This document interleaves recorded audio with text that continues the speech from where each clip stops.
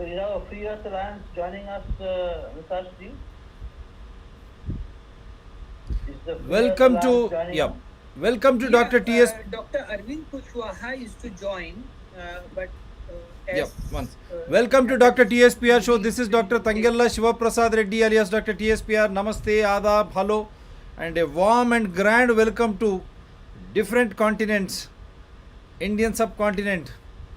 Chandra Vikash ji from Sri Lanka, Faisal Mansoor, and from South Africa, our good friend Mackenzie.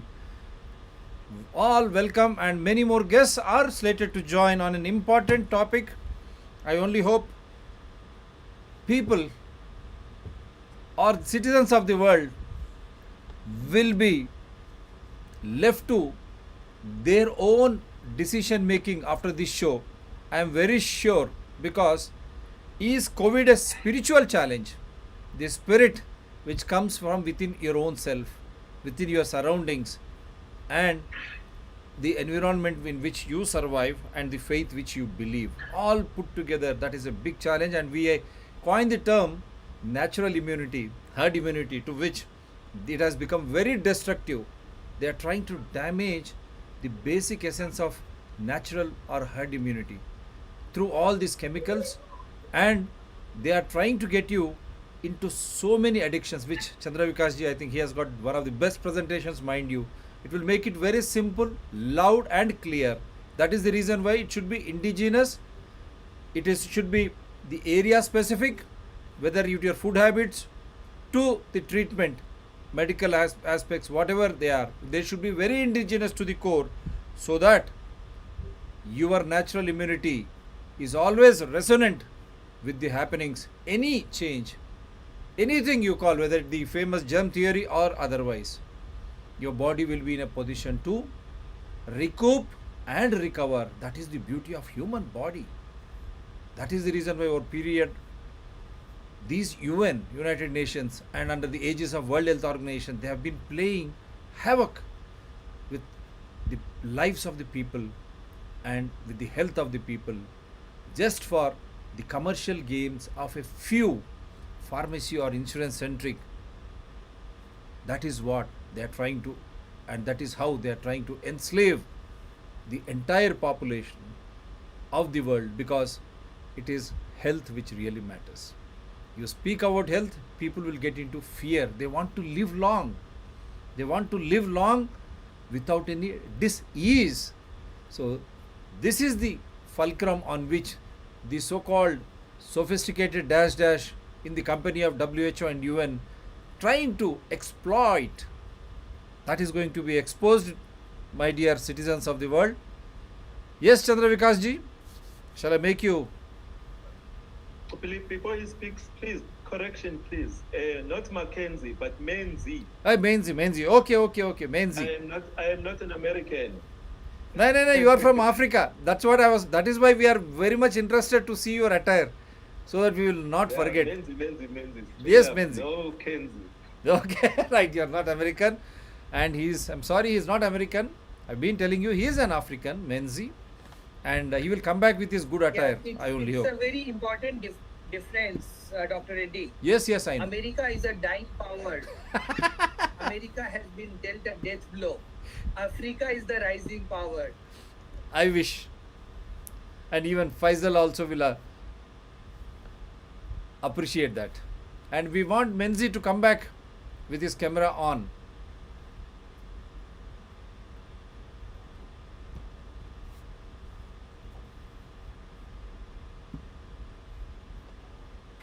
Welcome everyone to today's program, where we'll be sharing key insights on the 3-session Corona Mahapanchayat webinar series that we had on 5th to 7th of April, where we had experts and activists from around the world. Dr. Mark Trozzi,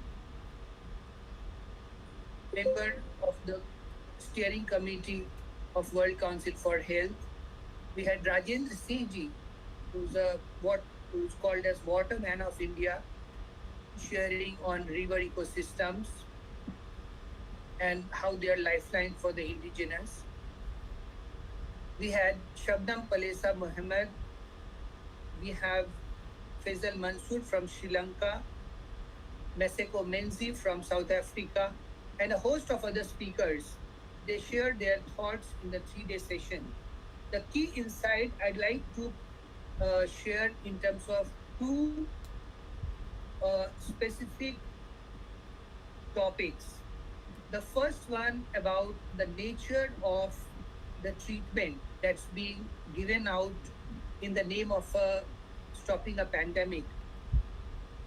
And the other part is how we have come to such a situation where after all this progress and advancement, we are so deep into disease, fears, and insecurities, malnutrition, hunger, and war,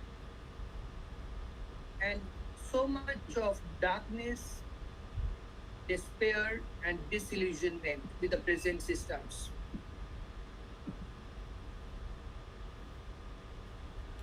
Let me sound a very clear and very focused call to action. We are now in the moment of truth. We can no longer shirk our responsibilities to defend ourselves when we are faced with a most treacherous war. And like Martin Luther King said long back, those who love peace must learn to organize as effectively as those who love war. We need to make an emergency response, and the revelation that was made this morning by Dr. Brian Aldrich about the key ingredient of the COVID 19 injection being 19 kinds of venom like specific toxins. That's where the letter, the number 19 comes from. And it was already invented in 2005. They waited till the year 2019 to just confuse the issue. So just picking up from his two-part video that he shared, and the third part coming tomorrow, this is something that for us in India came as a very rude shock. The way our lives are being, played with, the way our children are being harmed and killed. So it talks about Corbevax vaccine creators nominated for the 2022 Nobel Peace Prize. And they asked a question why they decided to do a free of cost transfer of technology for the traditionally made Corbevax vaccine. So a narrative is being created that there are these scientists who have invented this vaccine, and then it is a free of cost transfer. So an aid being given to low cost to the developing countries, to the global south as a charity.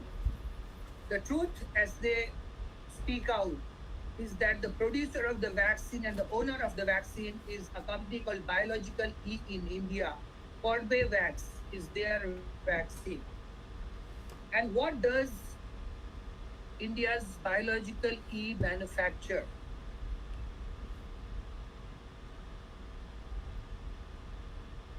Snake venom from cobra, from crate, from Russell viper, from many other poisonous snakes.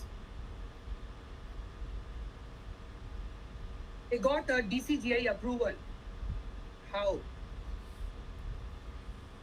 As recombinant protein subunit for snake venom to be injected to children who are not even harmed by the virus all along, as all the data tells us. How come the approval was given way back in 20th December 2019 when COVID, everything was detected in January 2020? How are our children being treated worse than the guinea pigs Is this what demographic dividend we are talking about? Is this our moral responsibility to our younger generation? On record, Moderna co-founder using mRNA technology to treat venomous snake bites. This is the second opium war. Venom users feel happiness, excessive sleepiness for 3 to 4 weeks. So it's basically to put the population, the younger people to sleep, to turn our demographic dividend into demographic liability. Could you ever imagine that the government could inject snake venom and other filthy toxic substances into our children in the name of a vaccine to protect them from a virus that doesn't affect them? Before I move to the next part of the story that I'm going to tell you, I must share with you the spiritual aspect of this war. Why I believe that COVID is a spiritual challenge. So let me first start with explaining that spirituality is essentially an abstraction of materiality. They are not two different compartmentalized domains as they are popularly perceived to be. What error we are making is that we are getting caught up in data analytics, whereas what we need to do is data abstraction. As Yuval Noah Harari, the ideologue for World Economic Forum head honcho Klaus Schwab, tells us that earlier it was the control of the land who controlled the world. Then it was control of the machines who control the world. And then he tells us it's the control of data who will control the world. Humans are not spirit or soul, they are just hackable animals. So the question that he essentially puts us is that prove that we are spirit, prove that we are soul. We, and I'm going to share that with another piece of data abstraction from about past 2 millennium of data on human population and what essentially this tells us. In the year 321, in which the the site that I'm quoting from talks about there was 179 million population of the world, and the historical marker for that era was that India, it was the golden age of India. Sone ki Chidiya and Vishwaguru Bharat, the global thought leader as we talk about. So come to 521. In different parts of the world, the Mayan Empire, the indigenous culture, way of life in its pristine glory. What is happening in Europe? Black Death, where so much of strife and war and disease because they don't have the culture, they don't have the way of life, the civility to handle the population, even though the bulk of the population is in India and China with their ancient cultures. 15th century, Incan and Aztec empires are the historical markers in their glory. 16th century is where the turning point happens for the human society. The European exploration under the garb of doctrine of discovery sets out on the land grab, on the loot and plunder, and butchering and subjugation of the indigenous people as savages. This is where the indigenous world order gives way to non-indigenous world order. This is the historical marker. Every yellow dot represents 1 million population, and you can continue to see where the population really is, where there is peace and harmony, prosperity, and flourishing culture.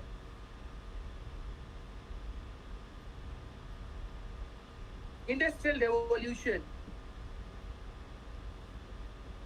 So, what starts with weaponization of religion in the name of doctrine of discovery by the papal bulls, given to the Spanish and Portuguese conquistadors, and then the other countries of Europe go on an expansive, aggressive mode. Now, weaponization of trade and commerce as economic power, all the economic theories that are written, they're not about meeting the needs or aspirations in a healthy, harmonious way of people around the world. It's about control, it's about assertion and aggression of economic power, it's weaponization of trade and commerce.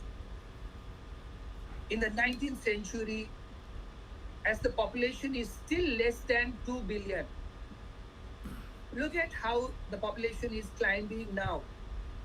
Because there is so much of subjugation, the colonialization. Till that time, we had all stable population, less than that, because there are checks and balances like there are in every species in their indigenous ways. Modern medicine, the Rockefellers take over. Weaponization of healthcare begins. The snake oil being sold. The world wars, the militarization, the naked aggression of the Mussolinis and the Hitlers and the Churchills of the world, though they are put in different baskets.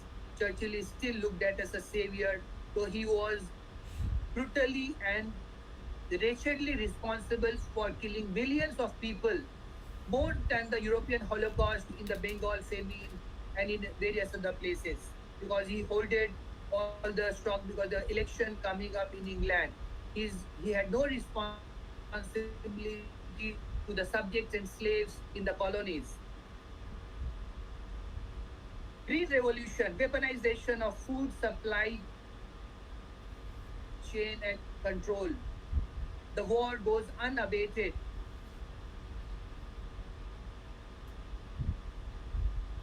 And the population is climbing because, on one hand, you have imbalances created because of modern medicine, which extends life but doesn't improve the quality of health. At the same time, it leads to pressures on population with higher infant mortalities and other atrocities to have more children, and sets off the natural and the social balance, checks and balances that were there in every society,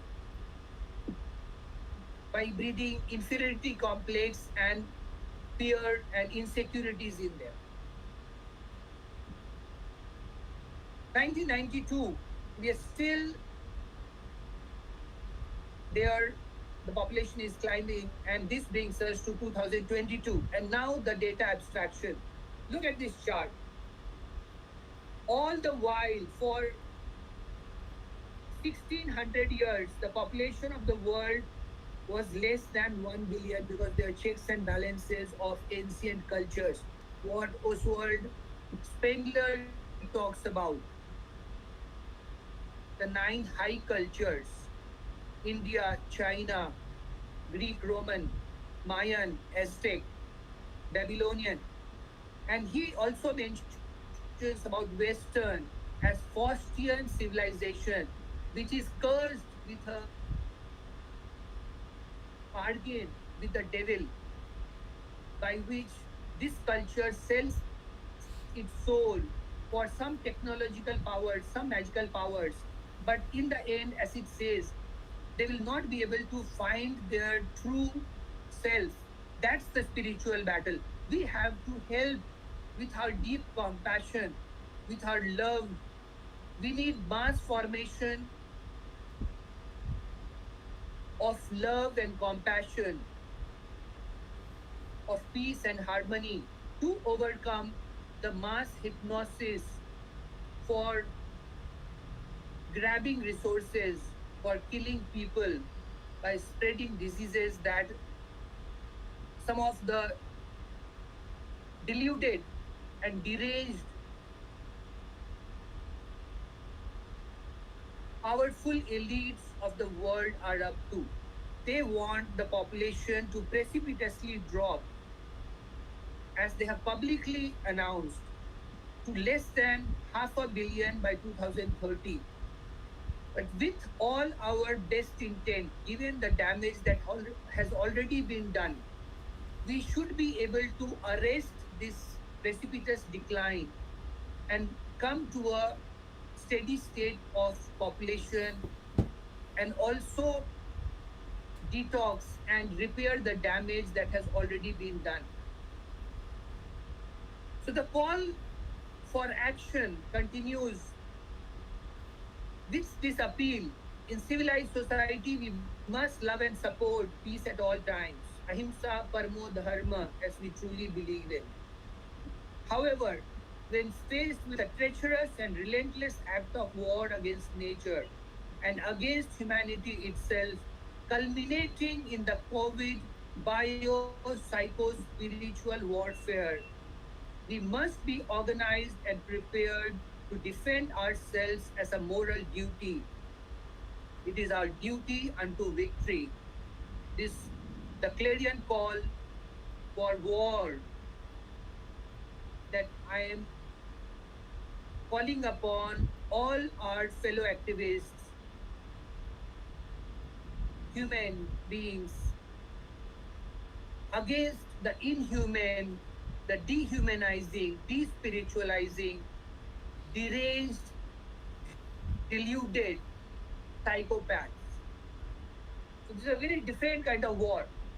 The key change, the key marker that we need to move away from, with all respect to our European friends, friends in America and in other places, which in some way identify with the Euro-Western world, we are specifically calling out the ideology that goes in the name of Euro-Western universalism, which puts a blind spot on the diversity of the world, on the richness of the indigenous cultures, especially of Africa, Asia, Latin America, what was essentially called Gondwana land. With their rich, diverse culture and way of life in harmony with nature, must play a pivotal role in the emerging indigenous world order for a healthy, equitable, and sustainable world order. We must stand up united and raise the bar, which is an acronym of our thinking and action, to higher than the level at which the highly devious, Faustian, and fatally flawed Euro-Western universalism has created them. BAR is an acronym for bold, outrageous, and radical, and outrageous is audaciously outrageous, not what Barack Obama pulled us into, the audacity of dope instead of what he proclaimed to be audacity of hope. We want a people oriented world order. Yes, we want a new world order. We want a better way. But we want to revive our river ecosystems, which we expositioned on in our second session on river ecosystems as lifelines of the indigenous. So 78 river ecosystems become the new 78 countries with population of about 100 million each. And we pull out people from plantation tracts which are not hospitable for humans to live naturally without artificial energy, polluting energy, dirty energy from petroleum and gas, which has created a very strange and very funny situation in uh, the Ukraine war, where Europe, which continues to oppose Russia, continues to be dependent on its gas and oil supply, and so does America. America continues to import fertilizers as essential commodities, as well as other essential substances like uranium for its power plant. So it's a very hypocrisy kind of situation which we want to get away from in the new world order that we are proposing. So I'm just going to conclude with this plan of action and then discuss this over the sessions, all the questions that I'm looking forward to. So from 22nd to 25th April, we need Gaia Constituent Assembly meeting with all our alliance partners from Africa, Asia, and around the world. From 26th April to 6th May, we need to, just like the dehumanizing forces have infiltrated into our spaces, we need to get onto their forums in which they're still pretending certain civility. For example, the Permanent Forum on Indigenous Issues, which has its annual session from 26th April to 6th May. So these are the forums where these battles will be fought. Then next is in Abidjan in Ivory Coast, there is United Nations Convention to Combat Desertification, COP15. So in the Permanent Forum of Indigenous Issues, we are going to talk about enforcement of the United Nations Declaration for Rights of Indigenous People, which was signed unanimously by General Assembly, but it has been lying in cold storage for a good 15 years. Bring it to life, make it enforceable, and create an indigenous world order. Hand over to Gaia Earth Sansad. In the UNCCD COP15, our agenda will be that there are bundle of contradictions within the UN system. One wing, which is the UNCCD or the UNEP, United Nations Environment Program, United Nations Climate Change Framework. They are on one side, but then they are at loggerheads with IMF and the World Banks and the UNDP. They're working at cross purposes, wasting away lots of resources and time of people around the world in a most reckless and irresponsible manner, for which we are calling for streamlining of the UN system before we take the handover and make it lean, agile, and also cost effective.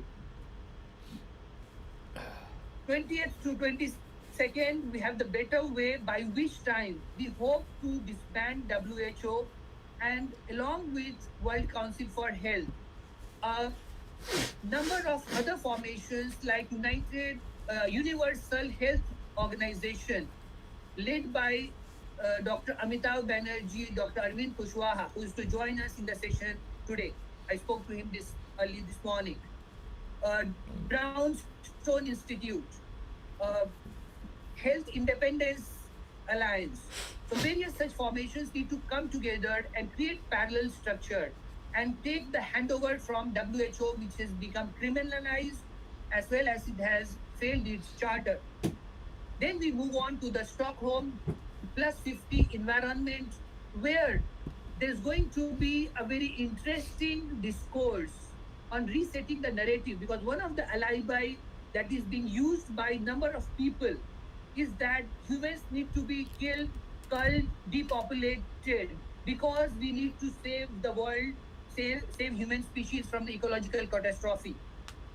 So that argument needs to be, the bubble needs to be burst. The hypocrisy needs to be pointed out. And with our localized abundance and circular economy model, we will present the better way on how, without killing people, we can save the world as well as make the world a peaceful, harmonious place with health and prosperity for everyone. On 5th of June, we aim to launch formally Gaia Earth Sansad. So in terms of next steps, from between tomorrow and 21st, I'd like to call for 2 working sessions, or whatever time we need to complete this agenda. Number 1 is the integration of World Council for Health with Universal Health Organization, Brownstone Institute, and all other such formations to form a parallel structure to WHO before 22nd April 2022.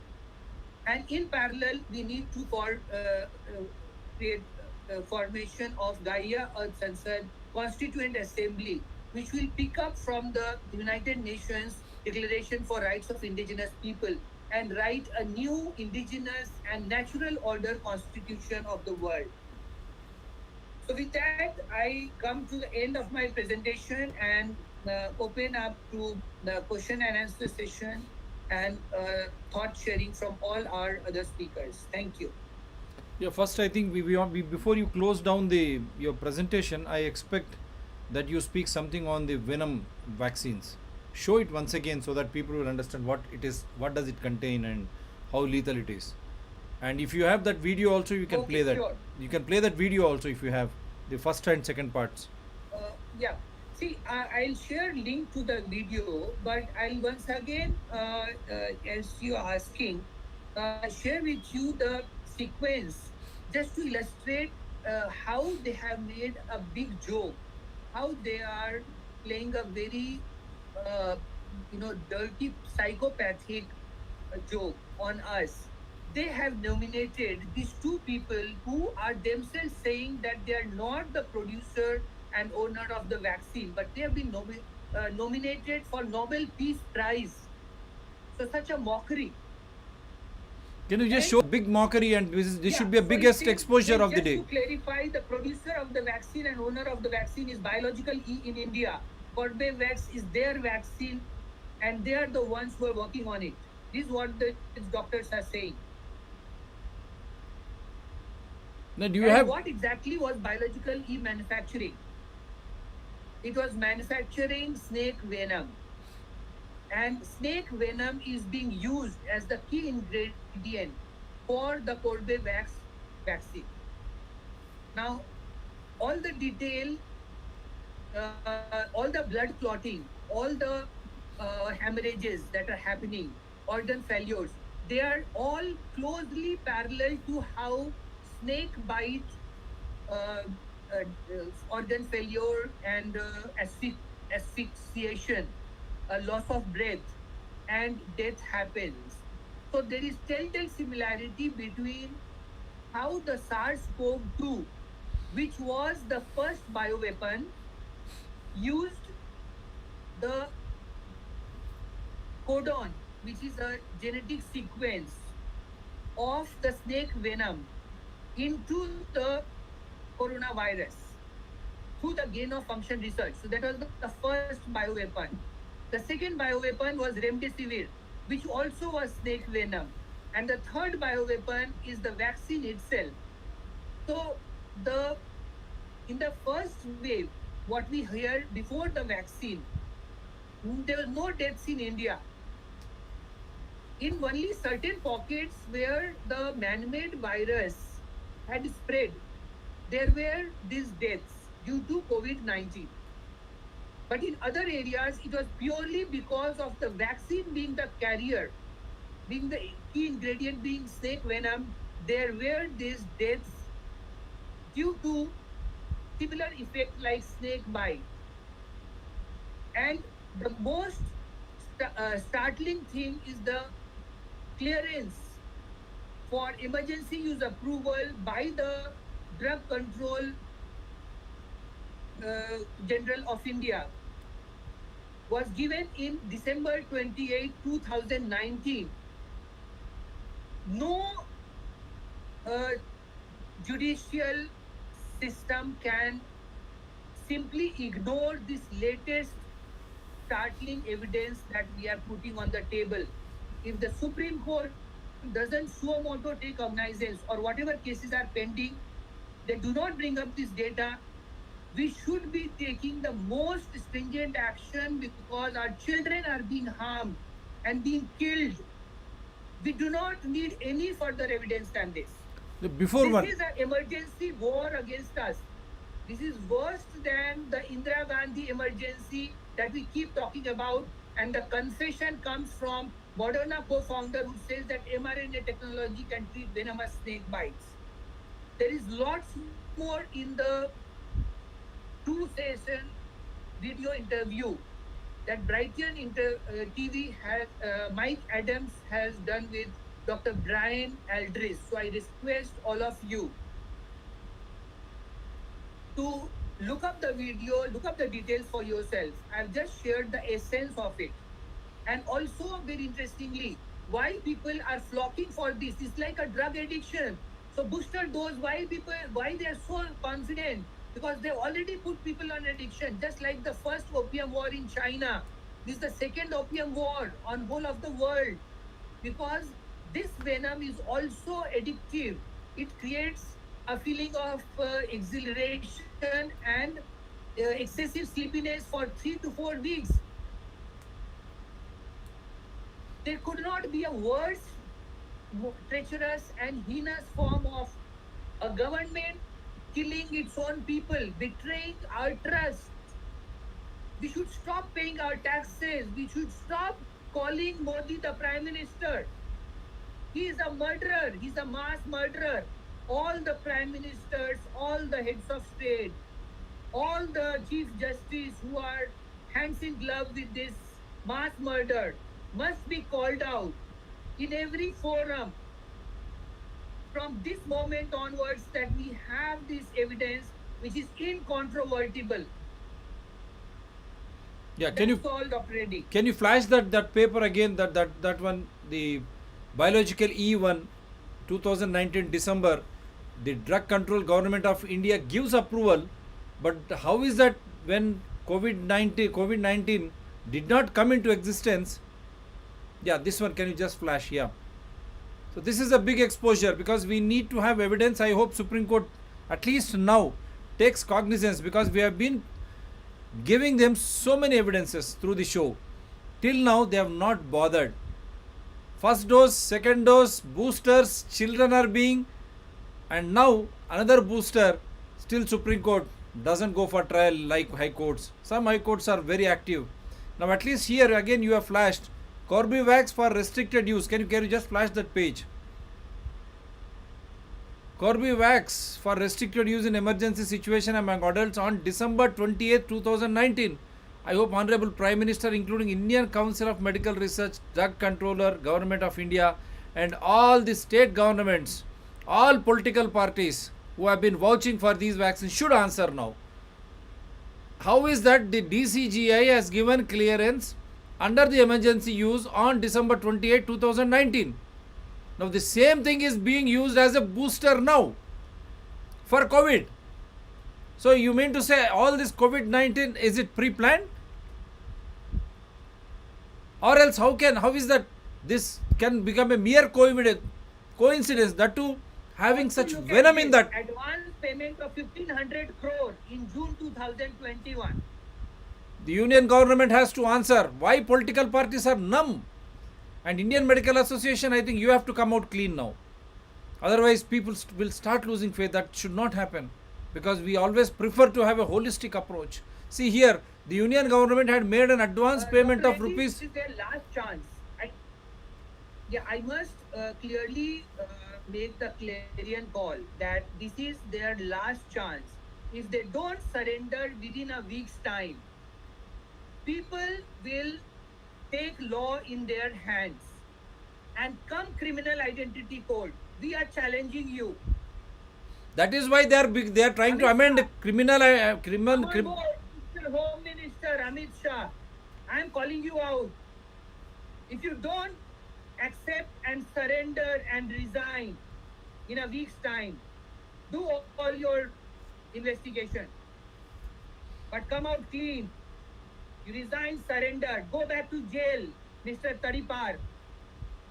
The union government had made an advance payment of, flash this. Not let you down this time. Flash It's the this issue page. of health and well-being and life of our children.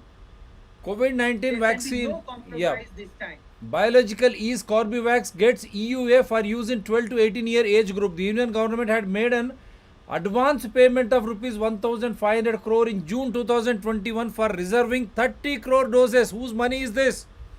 It is our money. And who are they? They are our public servants. but without giving us any information, knowledge of what is happening. See how they are trying to siphon away the public money, and for a cause like corona, which has got 99.9% recovery without any treatment. And believe me, this is June 2021. Now we will go back to the earlier December 2019 one. Flash that one, Chandra Vikash ji. Now once you understand this, we are going to back to the earlier one. Yeah, now here it is the tamasha for the same Corbevax, biological E. Here it is very clearly says the Drugs Controller General of India had already approved biological E's Corbevax. I will read from the beginning. Biologically, a Hyderabad-based vaccine manufacturer on Monday received emergency use authorization from India's drug regulator for their COVID-19 vaccine for the 12 to 18 year age group. The Drugs Controller General of India has already approved biologicals E Corbevax for restricted use in emergency use situation among adults on December 28, 2019. I hope this is the big exposure of this day. And when you have given emergency use authorization on December 28, 2019 for adults, now the same is being again given emergency use authorization for 12 to 18 year age group. What is this? Is this science? That is why we keep telling every citizen, before they inject something into your body, you should ask them, what does this contain? Likewise, we have shown you Covishield containing cow's blood, sacred animal for all of us. Where are those Gaurakshaks? Where are the RSS? I don't know. Now the similar way, now for the booster C, this drug has been Corbevax vaccine, biologically Hyderabad, has been given emergency use authorization on December 28, 2019. How come? Are they aware that something like COVID-19 is going to happen in 2020? And the same can be accorded booster for 12 to 18 age group. What does this mean? And he very clearly has pointed out this contains snake venom and how dangerous it is for injecting into healthy human beings, and that too for such a group of 12 to 18 years. If you understand this, December 28, 2019, now we'll come back to see the game C that you show that page, sir, that 1500 crore which was paid by the union government. Kindly fix this in your mind. December 28, 2019 emergency use authorization.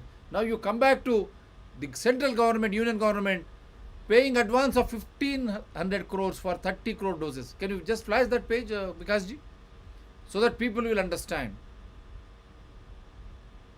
Now here see, the union government had made an advance payment of rupees 1500 crore in June 2021 for reserving 30 crore doses. December 28, 2019, emergency use authorization for Corbevax biological E Hyderabad vaccine for adults. Which disease? Corona, COVID-19. Because the same is being again given emergency use authorization by the same drug control government of India, controlled by the government of India, under the same biological E. Corbevax gets EUA for use in 12 to 18 year age group, having the same union government paying rupees 1500 crore in June 2021. How come? I am a doctor into journalism. How come 2091 adults emergency use authorization for the same Corbevax which contains snake venom for adults? 2020, 21, 1500 crores advance they are paying. For what? 2022 they are giving you this booster for 12 to 18 age group.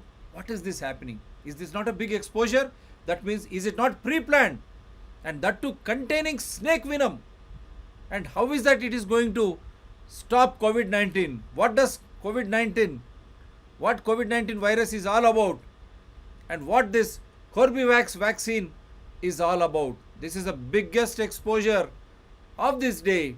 And I hope the union government, now you cannot escape. As we have been pointing out from the day one, and health issue has become a law and order issue. Now it has become a political issue.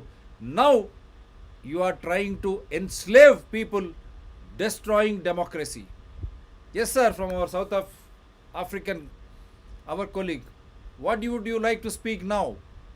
This is the biggest exposure, I think, on your screen. Menzi, sir. 1 second, yes. No, brothers, like we've already said, and I think many of our colleagues all over the world have been saying, that the COVID pandemic has been a propaganda warfare, biological warfare, information warfare. So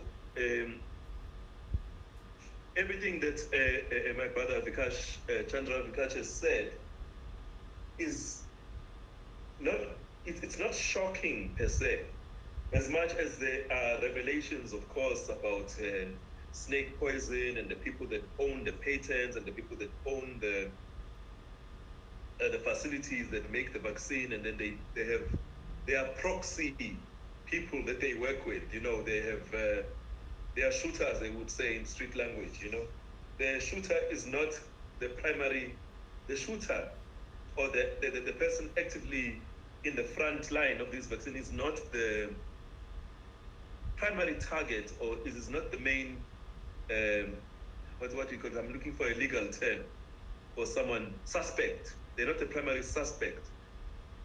The real suspects are the ones who are holding the purse, the ones who are holding the money, right?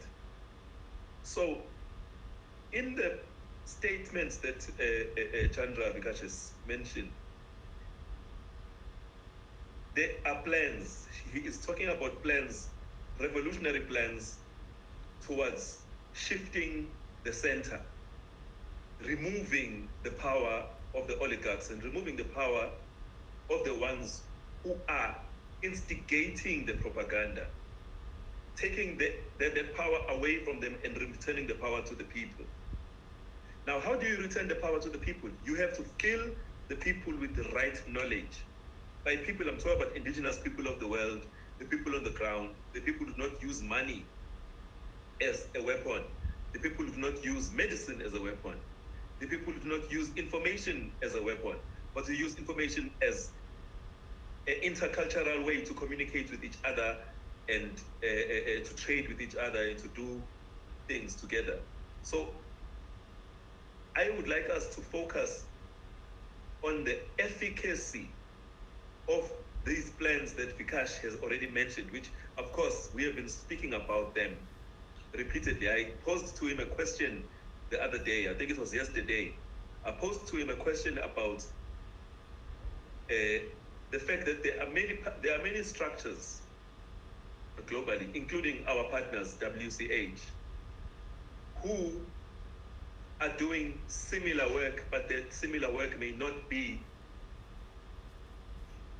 perhaps as well articulated on an indigenous level. I'm not saying it's not well articulated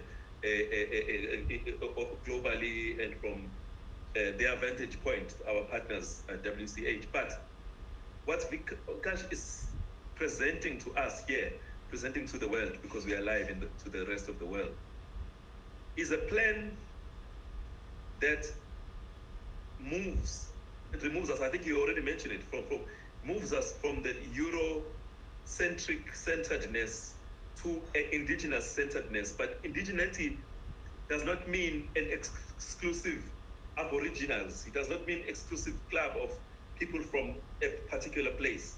I think it has been repeated in our platforms that we are all indigenous. If we are all indigenous, yet there are people who are generally in the West who would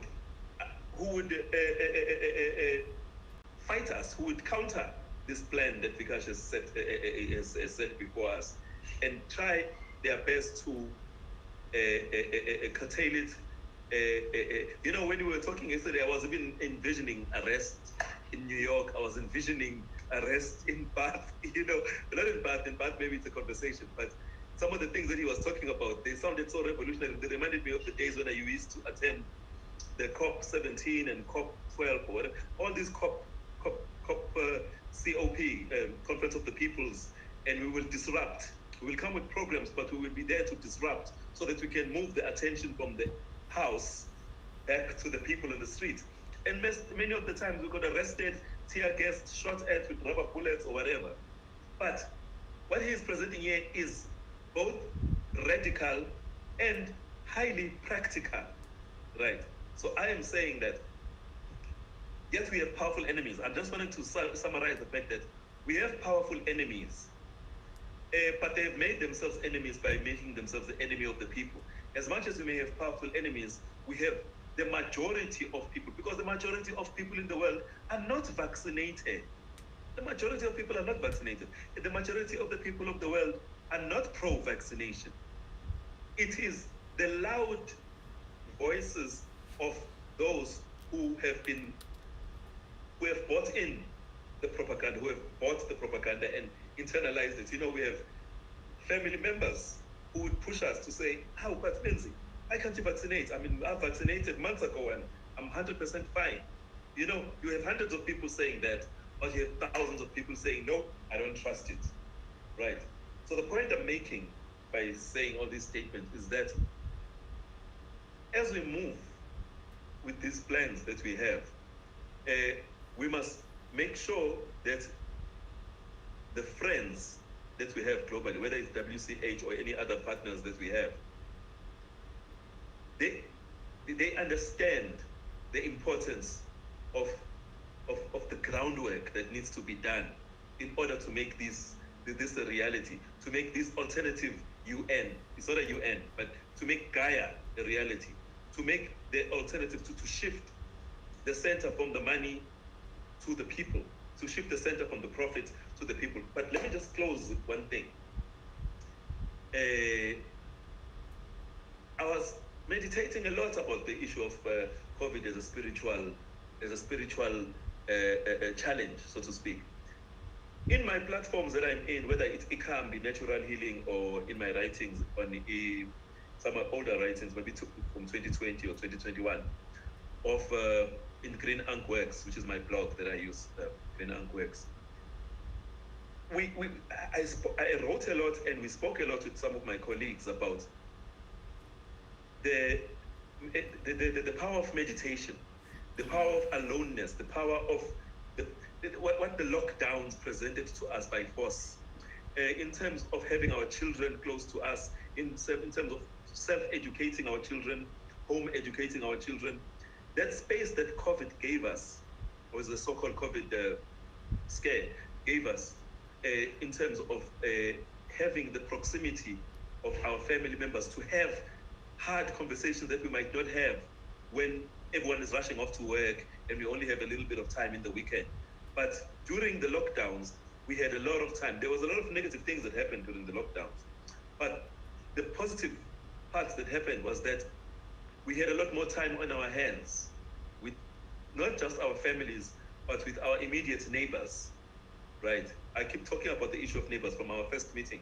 I keep talking about the issue of uncommunicative neighbors, the fact that we do not know our neighbors. So we can have these grand plans and take our plans to the highest levels of power.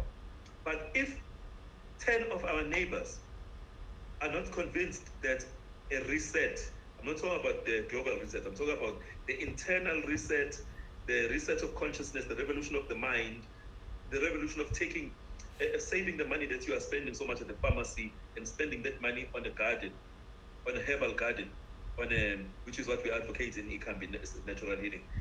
If that reset does not happen around us from the ground up, it's going to be very difficult to challenge the so-called powers, the so-called authorities, the so-called powers that be. No matter how great our plans may be, this is not to put down your plans, Vikash. I am actually complimenting your plans, because your plans are my plans.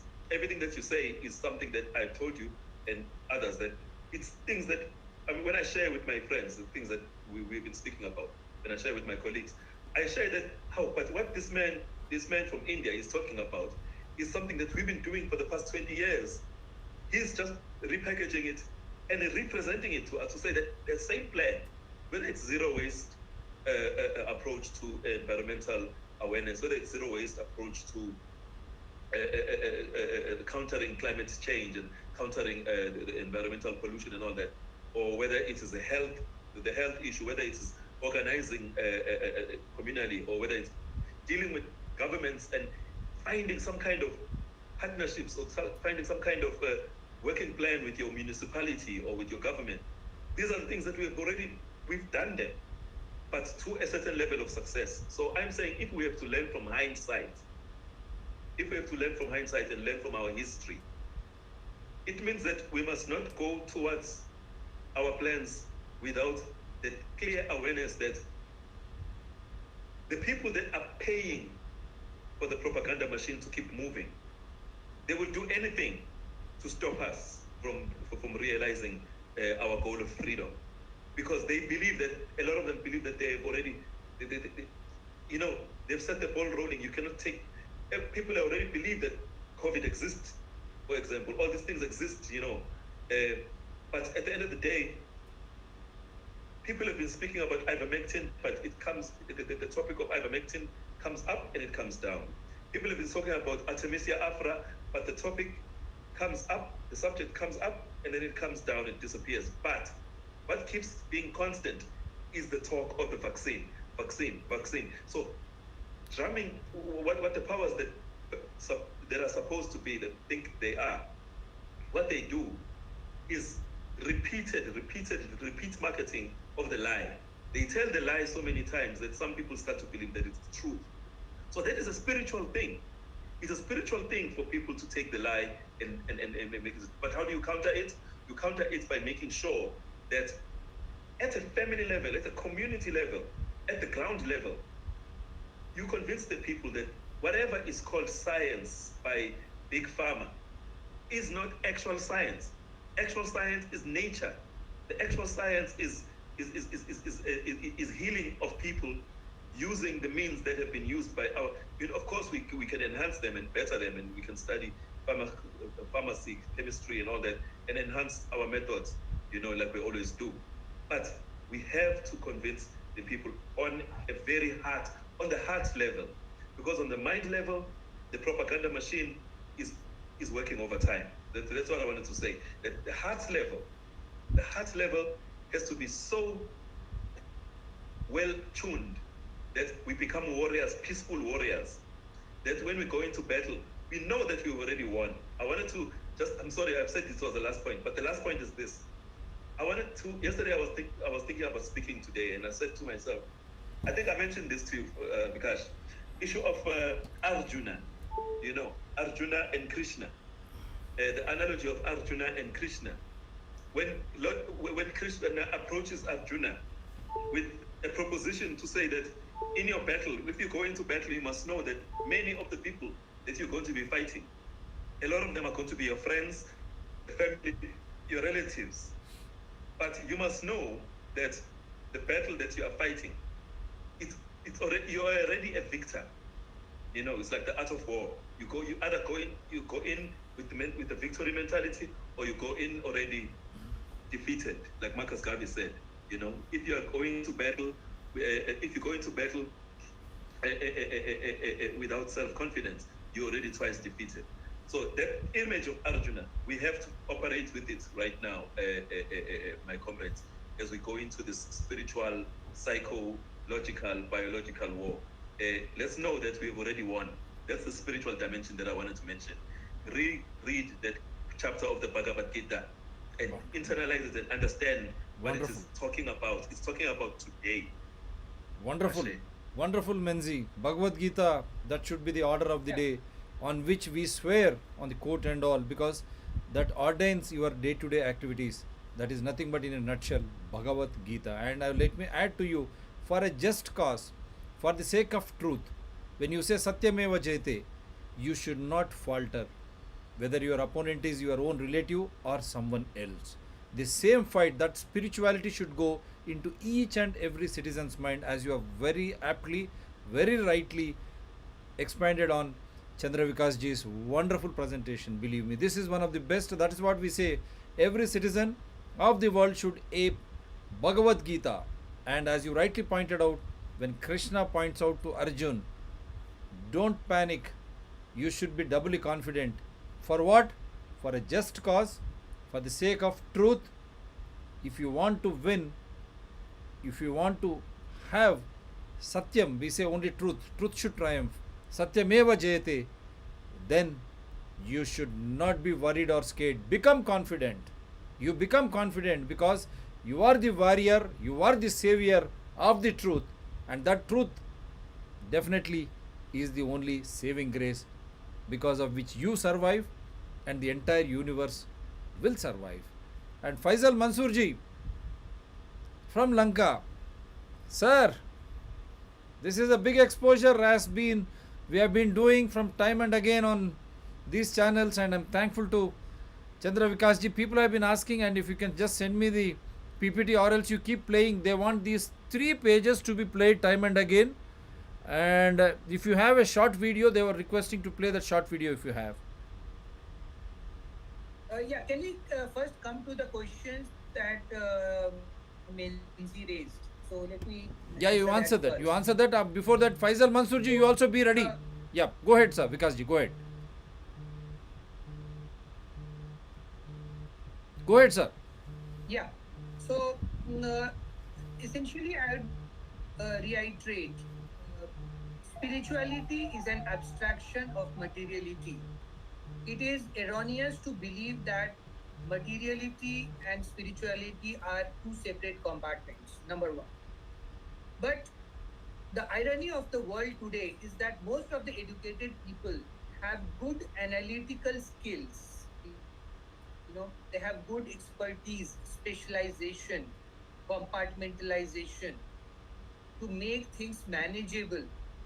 But they don't have the skill, the aptitude, and the practice to abstract data and information and to stay true to the essence. That's where there is a gap between reality and perception.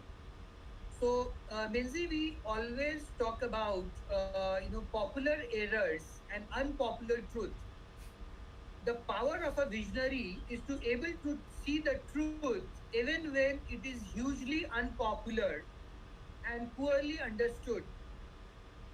And by the dint of his conviction, to pull the lag, to illuminate the darkness, the delusions, the disillusionment, and the despair, and bring them to light.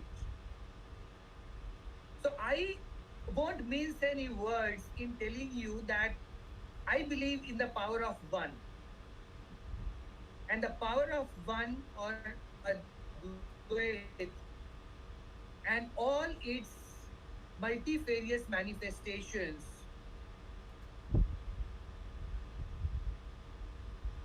the Sankhya, they're all part and parcel of the same reality. So, in my way, I don't care, at this moment, where certain plans that I've shared about the 5 events that I've identified, I've earmarked. So, number 1, we need to form a parallel structure to the WHO.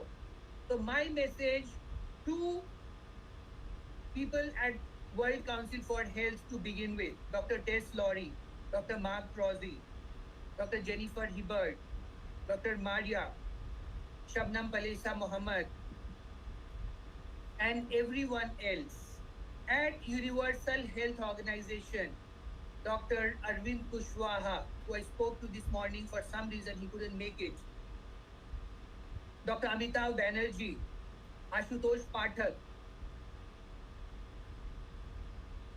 Indian Bar Association, Advocate Nilesh Ojha, Advocate Dipali Ojha, Awaken India Movement, Ambar Koheri, Rushil, Gona Singh Ji, Vikash Diwan, Dr. Banu Prakash, All of them we have had extensive interactions with. There is also Health Independence Alliance.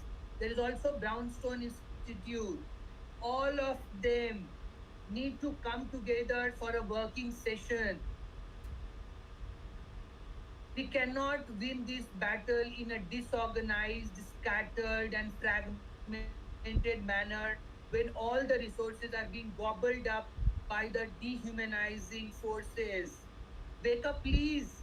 We are trying to wake up rest of the world. Plus, please wake up and come on a single working session. It's not your session or their session. And my role as an integrator, my role as a facilitator, with all the good help from Dr. Shiva Prasad Reddy, all the good help from Faisal Mansoor and brother Menzi Maseko, who are there on this forum, and many people who may not have been able to make it for some compulsion or the other.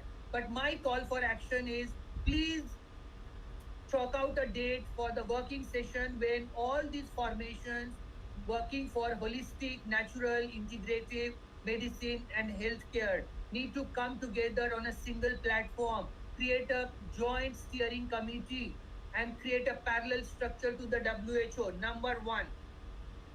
Number two, Gaia Earth Sansad is a very bold, a very audacious idea. I fully acknowledge that. And no one other than me in this entire world can think of it because I have a long visionary and foresight background to do the nitty gritties, to study the geopolitics, to study the history, to study the science. So, as a polymath, with all my whatever educational degrees are worth, like Theseus Clay, Muhammad Ali said, I am the greatest. I am telling you, Dr. Reddy, nobody else can think of replacing United Nations. So please come, surrender, and join hands. Yep. United Nations has failed its charter. After 26 years, League of Nations had to make way for United Nations. We have given these idiots 75 years, even though the whole formation is fatally flawed. How come aggressors of the Second World War get permanent seats? Which is why we are having the Ukraine war today.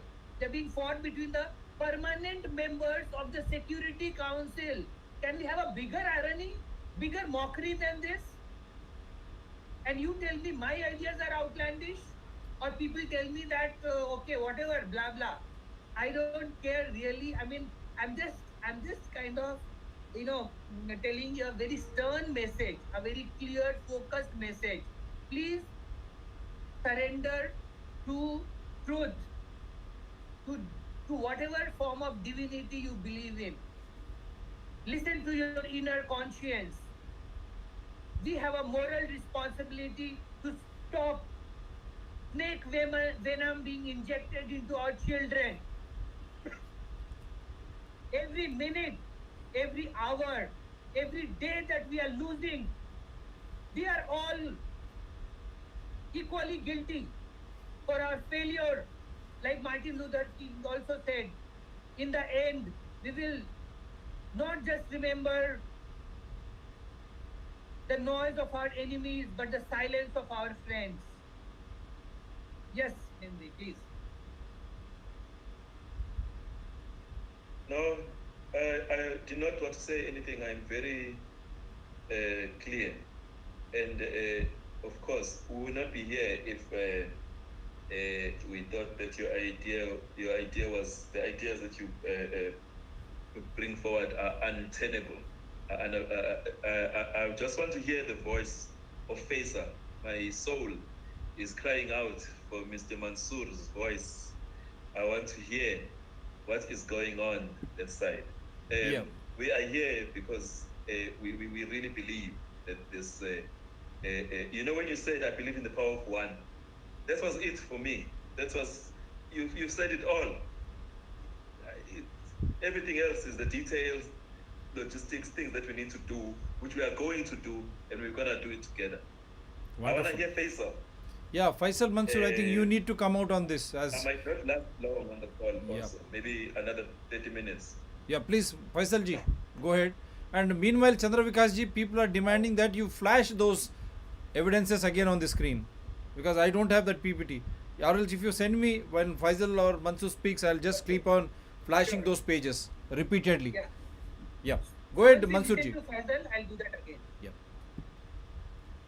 Go ahead. So, everything that Vikash says I endorse and I agree with. There's no, we have no The sound is a bit low.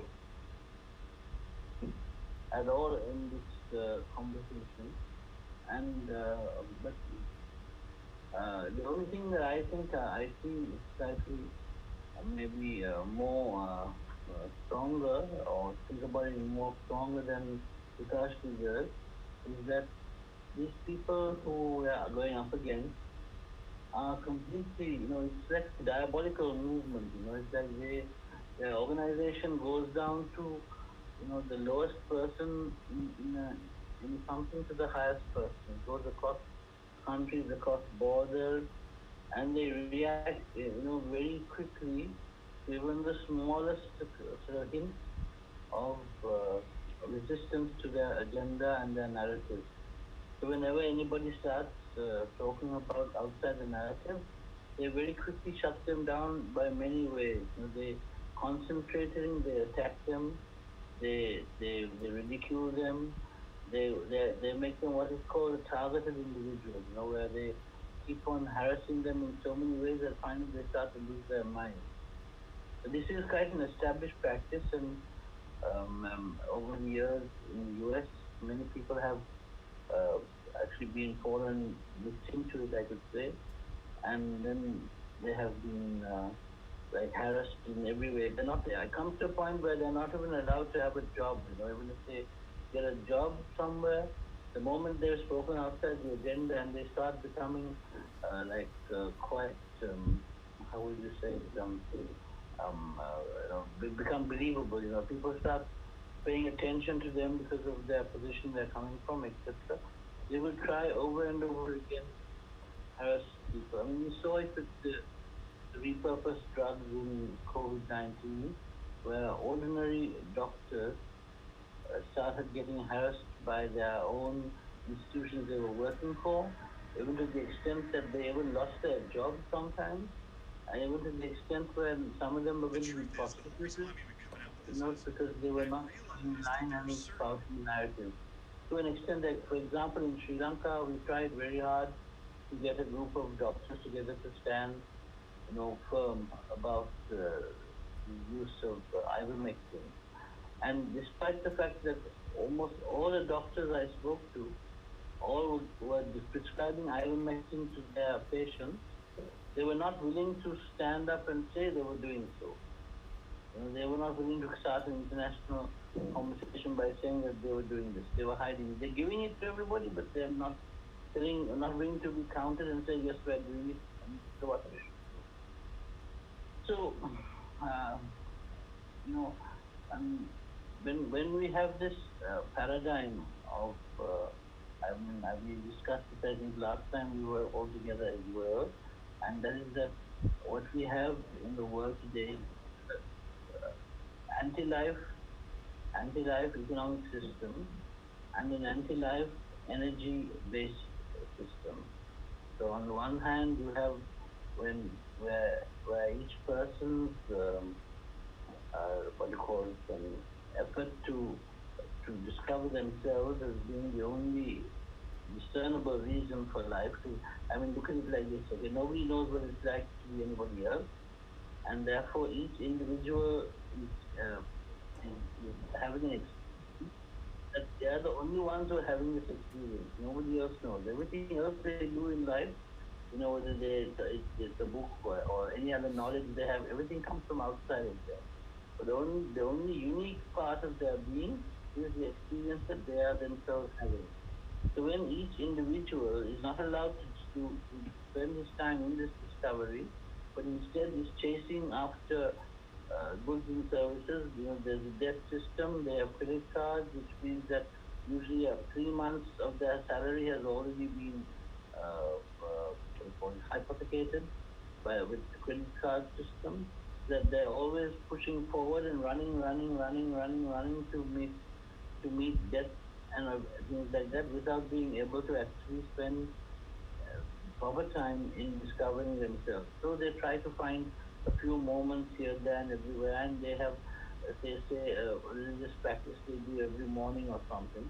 But really, the spending their time to actually find out about themselves, which is, as I said, the only discernible purpose, they're not able to do that.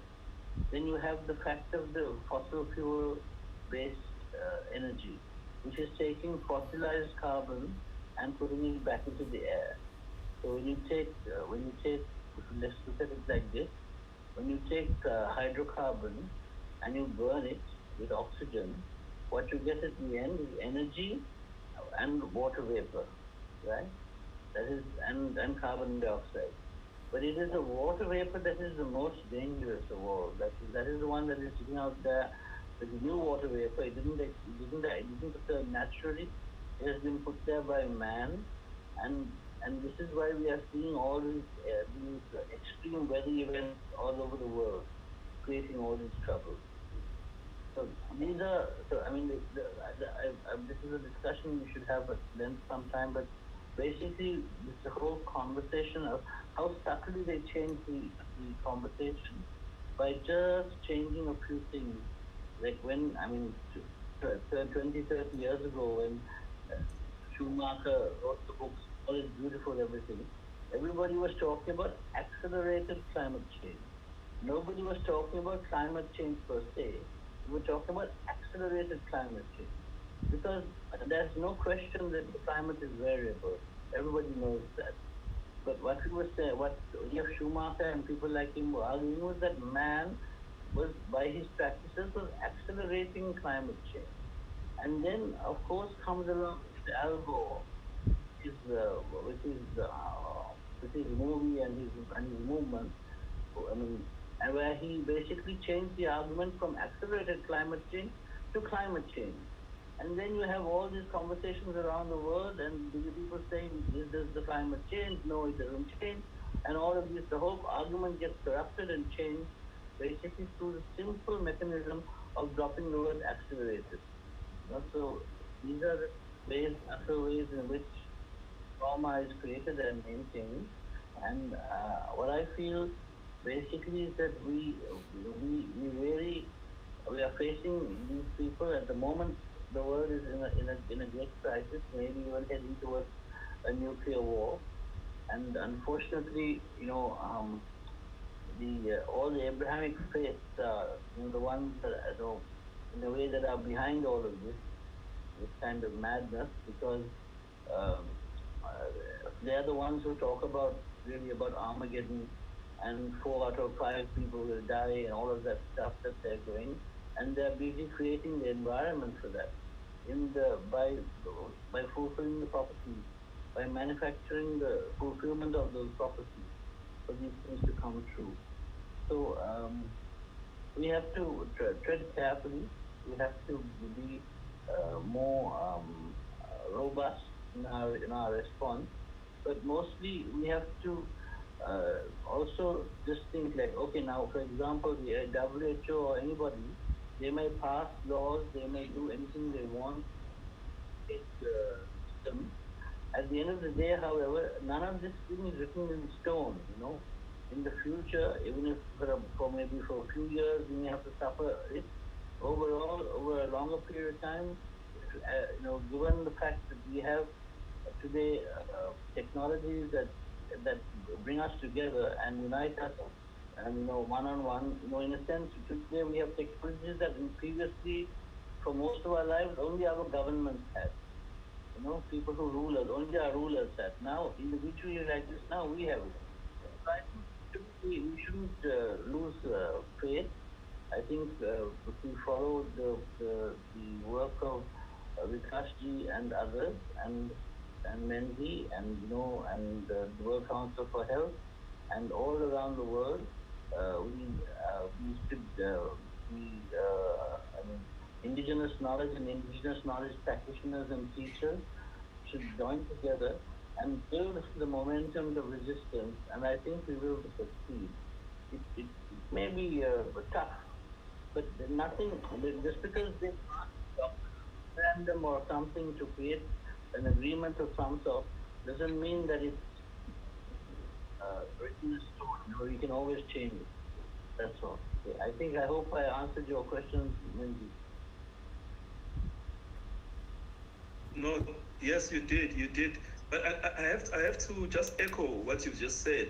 It's a controversial thing to say, but controversial but not untrue. To say that, the Abrahamic faiths, people may say, you have a bias because you come from a different way of seeing things. But, I've written long ago when I used to write more prolifically about the issue of the Abrahamic faiths, especially with regard to African people's responses to their oppression.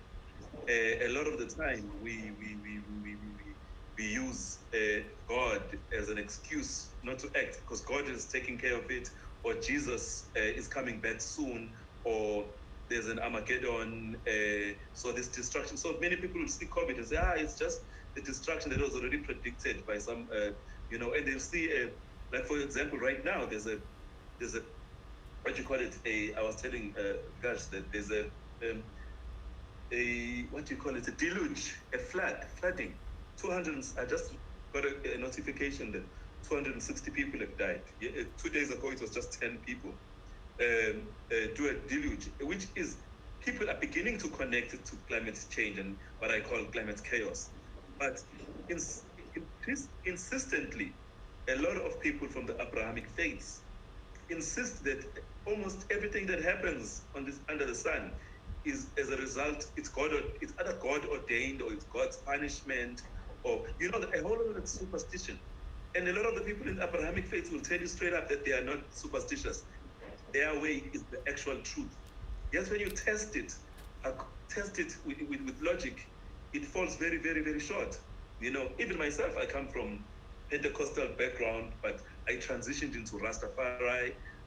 But for me, Rastafari was just a gate towards my indigenous way of seeing things. Now I'm just an African. I'm just an African who believes in the ancient ways of the African and also the future ways of the African.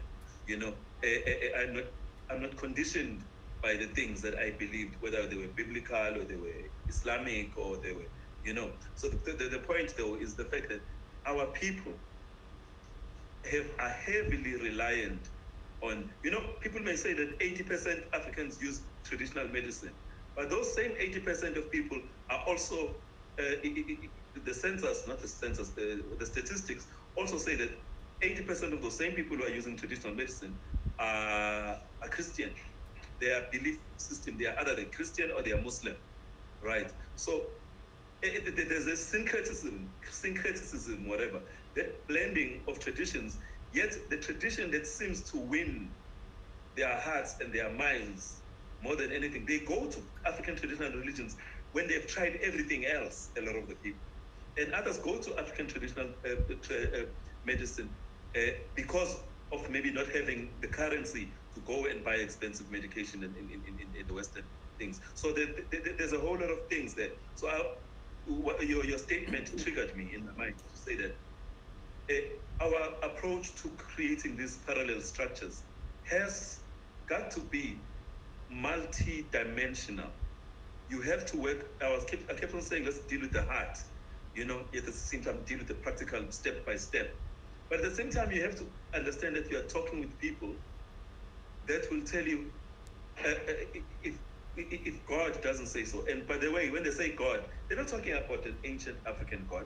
When they say God, they're talking about some creation, mythical creation from Israel or a mythical creation from somewhere else, So God is removed, the spirituality is removed from personal, like people, you talk about meditation, there's, if you meditate, you're opening up space for demons to come in.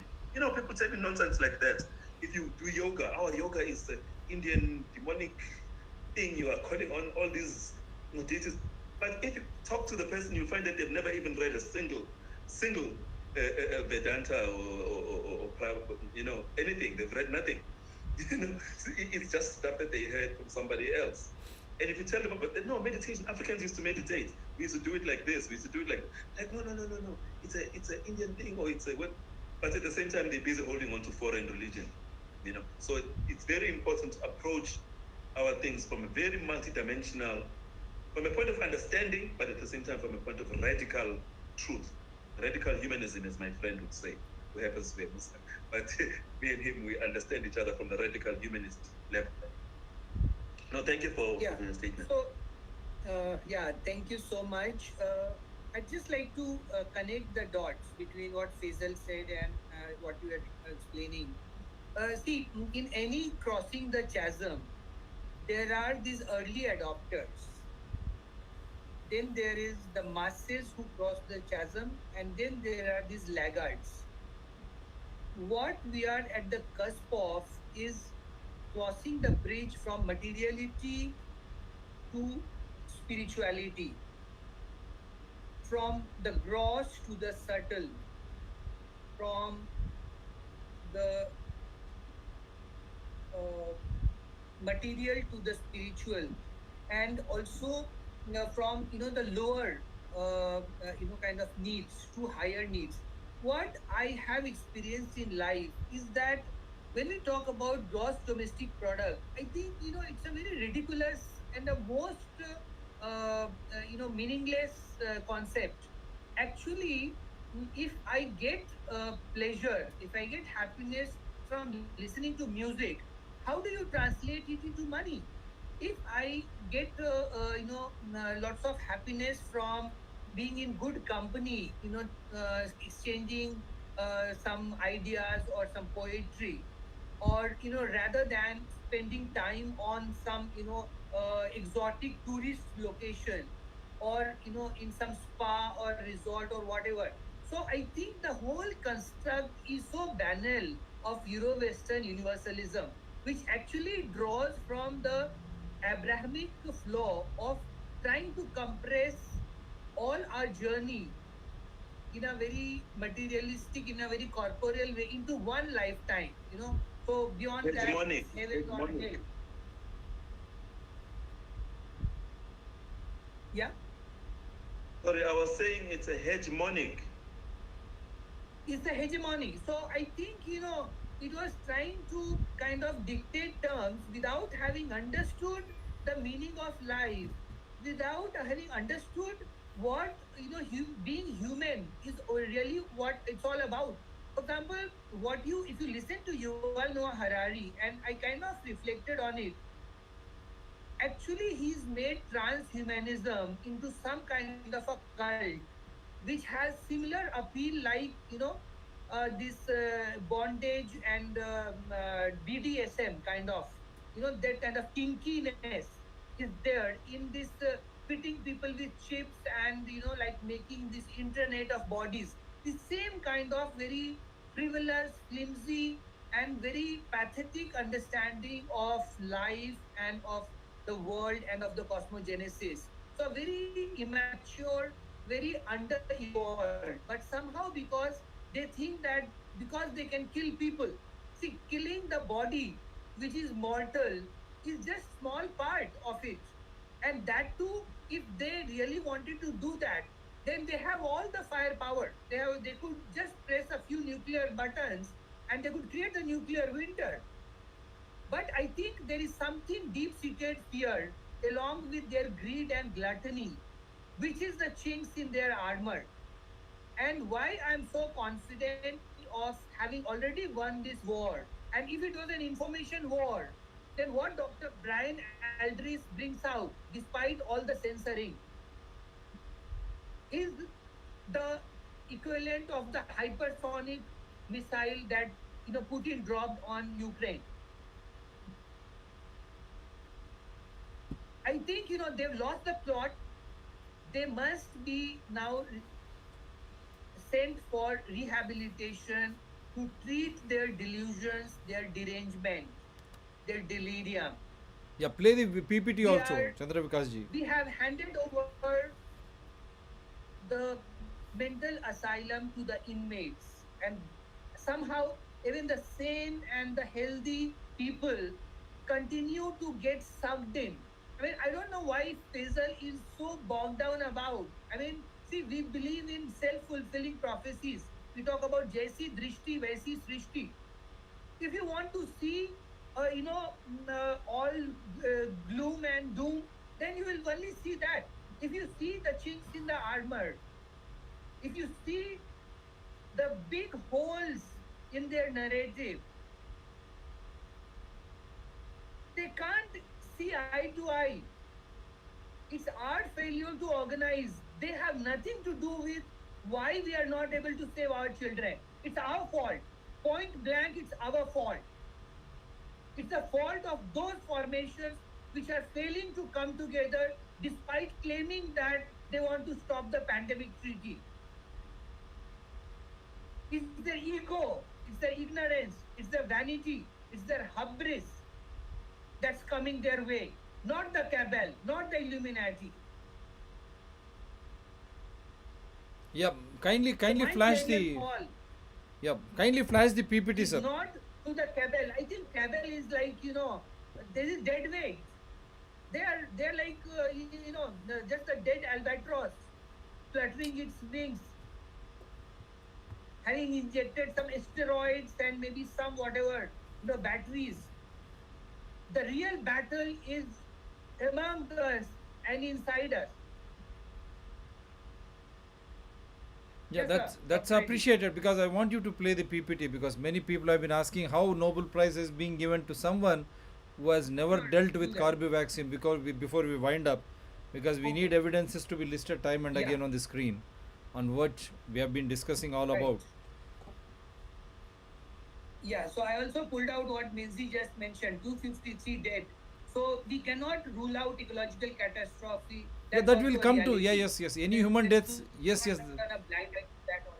yeah, we will come to that in next one, because we'll take climate change also something. It's a bigger issue, and we'll go flash that out. Sir, they are not isolated. If you talk about No, the let us agenda not for get the Chandra lockdown, Vikash ji. Chandra Vikash ji, that's now submitted Chandra to Vikash ji, the kindly understand. Let us not group. confuse the Chandra Vikash ji. It is a big one, because so many people died, and in a short span we will take that also, because why and how people are dying, whether it is vaccination, health, or climate. They are very intrinsically connected. We will definitely flash that, and we are going to do that, as Menzi, our good friend from Africa, pointed out. We need to do a show on that also.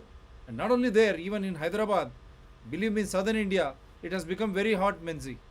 We are not seeing such type of temperatures. It is very hot, literally hot, believe me. Yeah, you show me, you start from the first Nobel Prize, the Nobel Prize which was awarded to them, and from there you come on, when how they have denied it.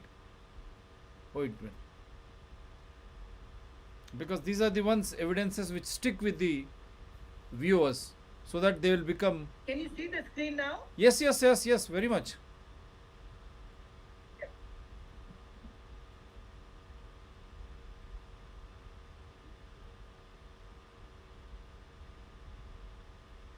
Yeah, this is the big exposure which is there on your screen. December 20th, 2019, the Shall I move to BCJ. the other slides as well? No, it is not moving. It's only the first one, February 2020, look date of EUA. Biological E has been given. Yeah, now I think it is moving now. It is moving. If you can start from the first page, yes, this is the one we have been pointing out. Big evidence, December 20th, 2019. Corbevax from Biological E has been given emergency use authorization for the adults. The same vaccine is being given the booster emergency use authorization for the age group of 12 to 18. How come? Was it pandemic? Was it a planned one? Yeah, this is the one. Yes. Yes, Corbevax vaccine creators. Yeah. The first page was, they were recommended, these doctors were recommended for Nobel Peace Prize, and they claim they have never come across a vaccine called Corbevax, which is manufactured by biologically. Such a big exposure, and it is making fun or mock of the people participatory constitutional democracy. Similarly, the Corbevax vaccine, which has been approved under emergency use authorization on December 28, 2019 for adults, and the same is being approved under emergency use authorization in 2022. Now this is April, for the age group of 12 to 18 years. Then what does this vaccines contain? The same vaccine, is it, he has pointed out snake venom. Snake venom. And how it is going to prevent the corona or COVID-19. Yeah. See, these vaccines biologically which manufacturers, they are from snake venoms. Also, please look at this. What Yeah. it is going to do once venom is injected into our children. It's going to create excessive sleepiness for 3 to 4 weeks. It will dump their minds. It will create more slaves for the technocracy. That's the big story. That's a big story. So now you wind up, That sir. is the big story indeed. Yes, Menzi? It's a second opium war. What we are talking about, China capturing Doklam, Pakistan in Kargil. This is intrusion into our private spaces. Our body is being harmed. There cannot be more grave national emergency than this. Mr. Modi, Mr. Amit Shah, Mr. Rajnath Singh, wake up before it's too late. The governments have to wake up before it's too late. Don't your sleeping conscience. Yeah, wonderful. Yeah, the other one also, because the other page also wherein they have made advance payment, that page also, I mean that slide also, sorry. To treat venomous snake bites, July 2021. Now here it is. Can I mention something about this issue of the snake bite? Yes, sir? The snake poison. You see, this is also a propaganda war. This is also an information propaganda war. This part about the snake poison. We know, I don't know if in India it's done, but in Africa, throughout all of Africa, the serpent poison is used largely as a medicine for various ailments. Snake poison, you understand? But now the way it is being used here, or the way these guys have manufactured it, from what I'm reading here, it's a total denatural. I don't know. There's no such a word as denatural, but it's a denaturing. It's removed from the indigenous level, an indigenous approach, which respects the processes of the body, the healing properties of the body. But there are experts. They are African, especially here in the south. There are people who are experts at using various types of snake poison, not for children. Certainly, definitely not for children. It's usually for adults, for various different kinds of ailments. In fact, sometimes actually for poison, if you have been stung by a venomous a spider, for example, there are certain kind of snake poison that can be blended with certain kinds of medicine that you can actually ingest, and it heals you within hours and days. You know, some are for cardio issues and things like that. But I don't want to. I'm just pointing out that this particular, we must not be alarmed by the snake bite is not the problem. I'm not saying it's not poisonous if it's applied. No, to here children you or have that. to. Menzi, you have. I'm not countering. Menzi, I'm just you have saying to. that there is a counter-revolutionary, Menzi. counter-propaganda being used. Yeah. Menzi, you have to understand, anti-venomous, that is how you use it. But here, it is being used for vaccination, in the name of vaccination, in the name of prevention for COVID-19. That is what we are trying to point out. It is used. Yes. It is used to cure the difficult or the poisonous bites by spider to all those poisonous snakes. Yes, 100% anti-venomous treatment is being given, but for those particular diseases or snake bites. But how is that you are using it for Corona COVID-19 vaccine as a booster for 12 to 18 age group children. And that too, this Corbevax vaccine has been emergency approved Right. under emergency use authorization in December 2019 for adults before pandemic. Now the same vaccine is being used which contains venom for the 12 to 18 age group in the name of boosters for COVID vaccine.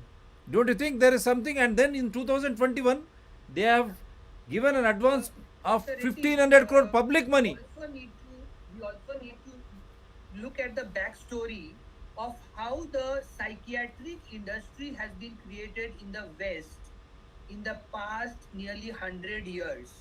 So if you're aware of Valium as and so many psychotropic substances that were being prescribed rather than treating the psychosomatic nature of the whatever ailment, depression or whatever, and that is a multi-billion-dollar industry. So here the idea clearly is to enslave populations of countries like India by dumbing down the minds of our children, and in that, because this will be create cardiac problems. So athletic children will die. Physically strong children who tend to run faster or jump or bicycle. That's where we are seeing in the sports people so many footballers and tennis players dropping dead or ill. So this is a much pernicious. See, very true that snake venom may be used, but these children did not have any harm from the so-called virus. I mean, if you look at the even the case rate was so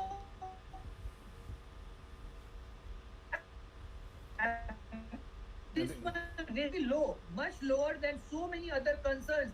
Stunting and testing is so high in India. The government is not paying advance for nutritional supplements, for growing more vegetables, and government is paying 1500 crore advance for to biological E to inject snake poison into our children. Now, which disease is more harmful? Now, Mr. we'll Modi, put it this way. please don't show your face. Yeah. झोला उठाओ और जहां जाना है जाओ. झोला उठाओ, जहां जाना है जाओ. Yeah, that's it. That's it. Now I only hope the union government will come out clean on this, because which is the disease which is more harmful and dangerous in India, or for that matter Africa or Sri Lanka? Is it COVID-19? We have been challenging them right from legal authorities to the governments. Come, we will discuss. Is it COVID-19, tuberculosis, malaria, dengue, typhoid, viral encephalitis, or nutritional deficiency disorders or accidents? Which are those which are killing the youth of this country or the youth of the world at a large? How is that COVID-19? You only stated 99.9% recover without any treatment. Quarantine is the best way you have adopted. Now, how is that you are trying to create panic for such a disease, ignoring all other diseases, spending precious public money, and that too with such venomous things in the vaccines? And is it not dangerous for that 12 to 18 age group, even for the adults? Because you are using it for in the name of COVID-19. Does it work for COVID-19? We have challenged you to come out and debate on Covishield. What does it contain? Chimpanzee cells. What does Covaxin? The calf blood along with other ingredients. Why don't you make the ingredients of vaccines very clear? When it comes to naturopathy, Ayurvedic, other traditional sciences, right from the governments to courts, they try to inquire everything. But how is that? You are not inquiring on the vaccines. You are not inquiring on the drugs being touted as the curative for COVID-19, which has got 99.9% recovery rate. And that too using my money. It is taxpayers' money. And how is that I am in the dark? So that is why we demand transparency and accountability in administration. Can I Yes, can I Manjeet ji. ask Please, in your please. area?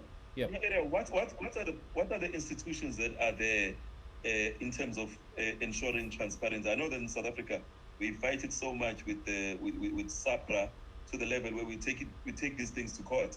There's a gentleman who has been pursuing the government, South African government, with the same question since 2020. What are the ingredients?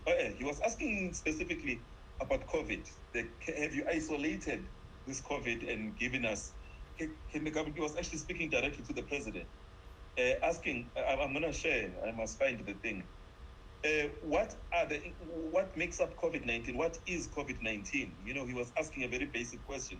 If it's been isolated, and if it's been isolated as a virus, how does it operate? What is it? You know, and then I think it took it to the level about the vaccines. I think he was fighting 2 court cases. What is in the vaccines that you are that are being specially donated? The ones that are donated by the US. I think it was Pfizer and Johnson. You know, and South Africa rejected them because they were, I think, expired, and they were taken to Zimbabwe. They were taken to Zimbabwe and Malawi, if I'm not mistaken. You know, so there was a big story about that. So the point again, I'm asking who are the bodies that are responsible for checking those things and making sure that the public is informed? Indian Council of Medical Research and Drug Control, Government of India. They are the primary ones who accord. That is what you have seen on the screen flashed. In 2019, DCGI has accorded. So there is very clear state of defeating science, because everything should go through the ordeal of safety, efficacy, and then immunogenicity, peer review, and that too for a small group, and then it will be done on a larger group once you find that these are not at all harmful. But where is that? They have just destroyed that science. They are just pushing this as if you are, as he kindly pointed out, guinea pigs. You are just being experimented with such dangerous combinations, and which no citizen is clearly aware. In Lanka, before vaccination, they were doing very well. As soon as vaccination started, the deaths started occurring. In India too, very clearly, 2021 January, February, everything was limping back. Once Prime Minister announced vaccination, you see what happened after that. That is why there is no accountability we demand. If the vaccines were working, if they were safe, then why there is no liability and compensation? Why still you are using them under emergency use authorization, paying my money? When you are paying my money, I have every right to demand correct information, proper information, what does it contain, and to question as to why I should take it now, when you have seen the world over, every event is happening. IPL, Cricket League, is happening in India in a big way. The elections have been held. Now people are going out on the roads for Rosa, and our Ramadan month is being celebrated. Not only in India, across the globe. People are going on pilgrimages. People are just shutting in and out. Now all of a sudden you say there is some strain here, there is some strain. Where is that strain? Where is the proof? Where is the data? That is the mysterious aspects. Every media carries the same headliner. You watch it. That is why we have been countering them with evidences. Why Supreme Court is silent? It is allowing vaccine after vaccine, booster after booster. Yes, Mr. Faisal Manzar, please. Go ahead, sir. So, see, the New World Order, whatever it was called for the last, from the time of at least the end of the Second World War onwards, has been for moving like lockstep towards what they would call a one world government. What we have observed in the last 2-3 years of the so-called COVID crisis is that at least in the medical profession, in medicine, we already have a one world government. But all the countries as one, they reacted in the same way. They locked down, they did everything. So the one world government in the medical side already exists. Then the one world government is all this time has been the money system that also has already existed since the Bretton Woods Agreement. And US dollar as the reserve currency based on the prosperity of the US government, the US economy at that time. So lots of abuse has been made by the US through this system. But you see, this idea of a one world government is something that is really anathemic to all of us, because we know basically that even we cannot control our own central government. they're doing whatever they want, and we are helpless against them. So one world government which has a center, a global center somewhere, and extending their hegemony to the smallest village is really not something that is worthwhile even considering, in my opinion.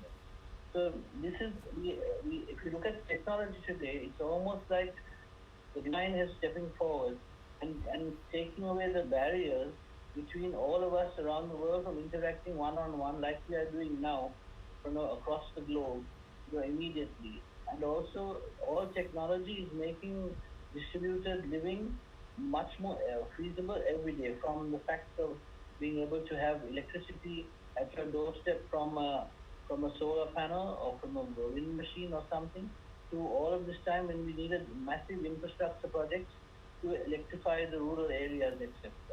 Then we have, of course, we have the cellular telephones. We are all worried about the extent of the 5G radiation and all of those. Yes. So basically, technology is making a lot of things feasible that were not feasible before. Yeah, we do not need this one world government or to run our affairs.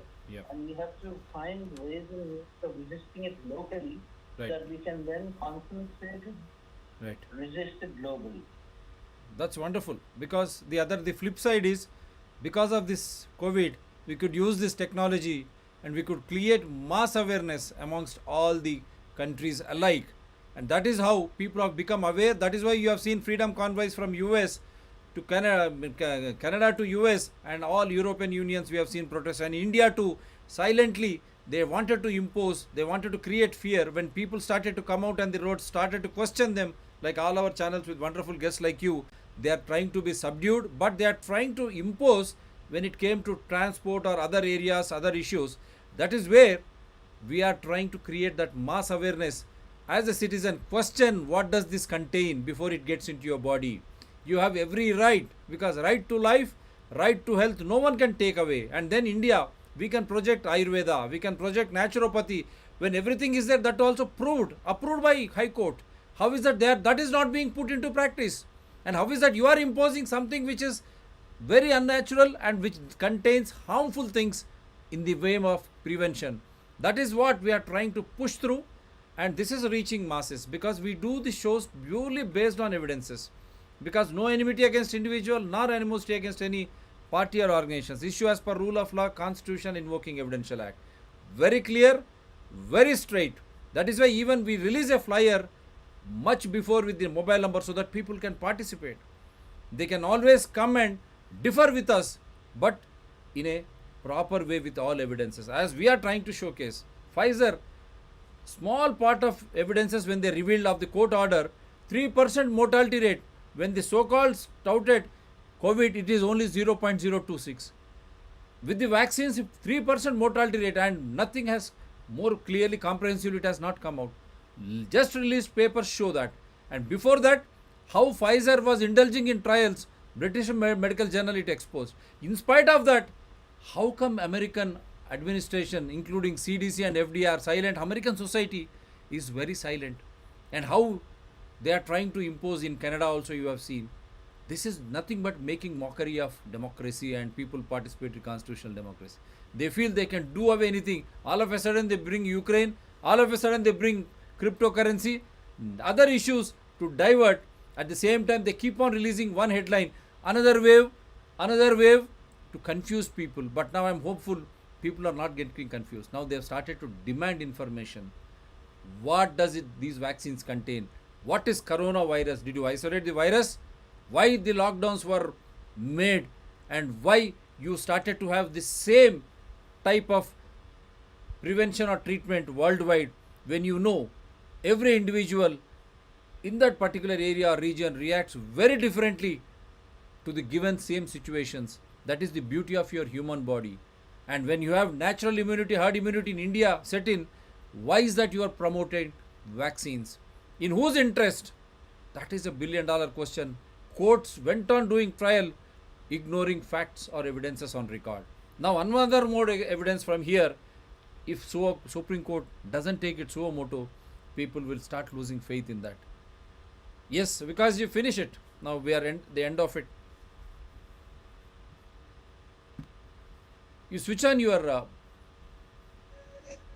Your sound there, Vikash. audio, please. Switch on your audio, Vikas ji. Okay, yeah. See, I think we need to come out of the denial that there is already a war against us. As long as we just keep behaving as if the other party is, kind of sitting idle, twiddling their thumbs. They have huge momentum with them, and the window is closing on us.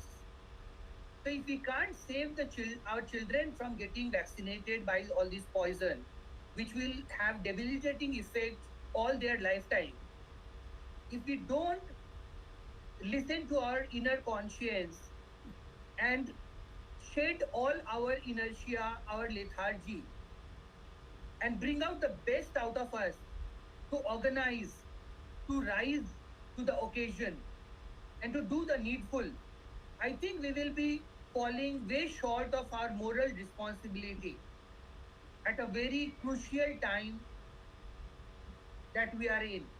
So I think, this whole very loose and very lazy talk on, because how to else, please answer my question. How else do you stop the one world government that the cabal that you want to all place all the blame on wants to form? The only way to defeat them is to see the chinks in their armor. Their narrative on saving the environment, saving humanity from ecological catastrophe must be defeated by showing them how, for thousands of years, countries in Asia and Africa, in Americas, have lived in harmony with nature with no ecological burden. They have actually been gifting, nurturing all the food forests in Amazon, as we know by now, have human intervention. So humans have been an integral part of building the natural infrastructure, the natural ecosystems. So I think Faisal, as a good friend and somebody who I really have very high regards for, that I think we need to shed this loose and very lazy thinking on just saying that we don't need a one world government simply because we have the paranoia that anything that is, because whereas what we are talking about is empowering the grassroots, the autonomy, the commons must be returned to the grassroots. For that, we have to contain, we have to rein in the greed and the gluttony, the psychopathic behavior, the deluded and deranged atrocities, the technocracy, the meritocracy. It's the revenge of the nerd. If we fail to see that larger picture and really raise our level beyond our silos, beyond our parochial, beyond our nationalistic, xenophobic inhibitions, generalized perceptions that anybody and everybody is corrupt. So I think that doesn't work even in an island state like Sri Lanka, as Faisal should know very well by now. That doesn't work even at the village level because the global narrative is flawed.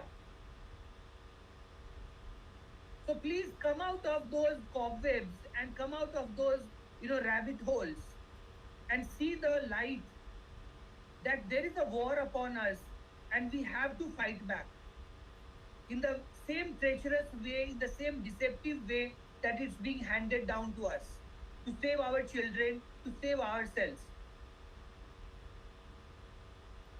Yeah, that. Yeah, thank you. Yeah, this is for the day biggest exposure very clearly how spiritual your minds are and very amply related in the form of Bhagavad Gita, Krishna and Arjuna. Defeat those forces who are not truthful, who are against the science, truth and freedom. We say ultimately Satyameva Jayate. whoever it is, you should not panic. That spirituality you should imbibe from your own epics, as has been mentioned by Menzi, your own Bhagavad Gita. What a better way to refer Krishna Arjuna, that episode now should have in your mind. God is there giving you all this strength, and all these channels through Dr. TSPR channel shows with wonderful guests like this, they are giving you all sufficient information so that you get armed with this information, so that you can fight all those forces who are against truth. Ultimately, it should be Satyameva Jayate, because the right to life, right to health is your own, and you have to decide what is the treatment or prevention you should be taking and your family. So it is in your hands. And again, a Carbovax snake venom, how it has been given emergency use authorization way back in 2019 with clear evidences for adults. The same Carbovax in 2022 for 12 to 18 age group containing the same snake venom, how it is going to help prevent COVID-19. When COVID-19 was there, the same drug control government of India, they should face the music now. They should face the music, which has given that emergency use authorization 2019. The same DCGI under the same government is giving emergency use authorization to be used for 12 to 18 age group. How can this be? And in between 2021, they have made a payment of 1500 crores to Biological E for 30 crore doses. How? How did you anticipate that you need a booster dose for 2022? That too, a Carbovaccine vaccine which has been given emergency use authorization way back in 2019 for adults, which contains snake venom. If we are wrong, prove us wrong. We are ready to take it, because we expect discussion, debate, decisively for decision making. That is the beauty of democracy. And I hope people who have been advocating these booster doses for your children, you wake up. Question them, what does these vaccines contain? And where is the coronavirus? You are all going around. Did anyone fall sick? Demand them post-mortem autopsy report for all those who have been died. Is it not because of the so-called the trials of medicines? Is it not because of fear and panic? As being again created, stating that there is another virus, another strain. Some government started to again say quarantine, we will send those people coming from those countries into quarantine. What is this nonsense going on? Question them. Supreme Court, why are you silent? High Court, why are you silent? Don't allow people to lose faith in judiciary, please. Already they have brought in amendments to Criminal Identification Act. Why? A constabulary to IAS, IPS can book and they collect all the specimens, including biological specimens. Is it what to threaten the essence of questioning? You are right in a democracy. You want to translate democracy into anarchy and autocracy? So people should be aware. Question. Get the information so that you can act and you can promote such type of treatment or prevention on yourself.